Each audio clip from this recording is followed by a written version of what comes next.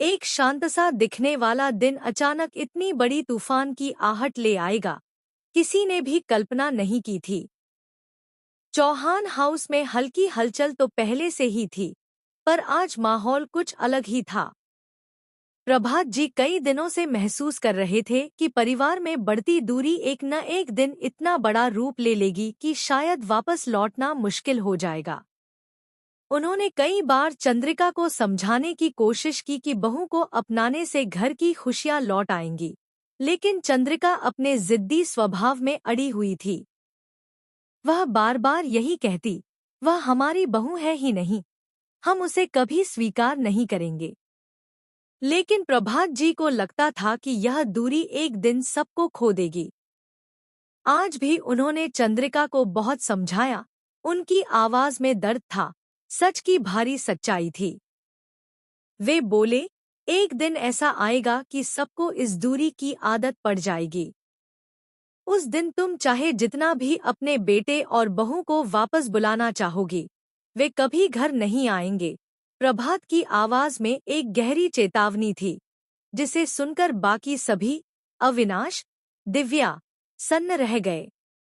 लेकिन चंद्रिका, जो अपनी ही दुनिया में खोई हुई थी, गुस्से में चिल्ला उठी, वह बहू नहीं है हमारी।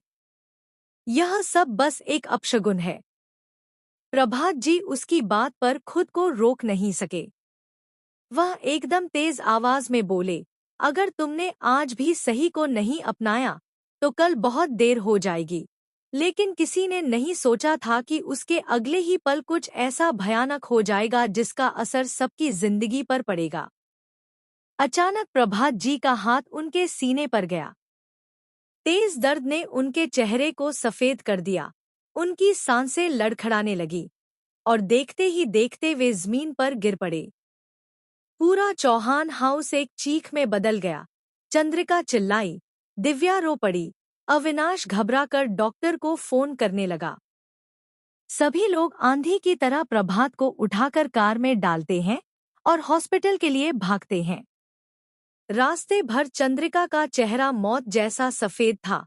अभी अभी उसने जिस इंसान पर गुस्सा दिखाया था, वह आज उसकी हथेलियों में अपनी आखिरी सांसों से लड़ रहा था।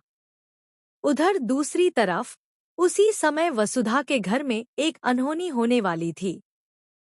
दीवार पर टंगा हुआ चंद्रिका और प्रभात का फोटो अचानक अपने आप नीचे गिरकर टूट जाता है।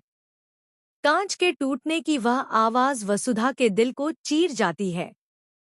घबराकर वह फोटो उठाती है और बुदबुदाती है,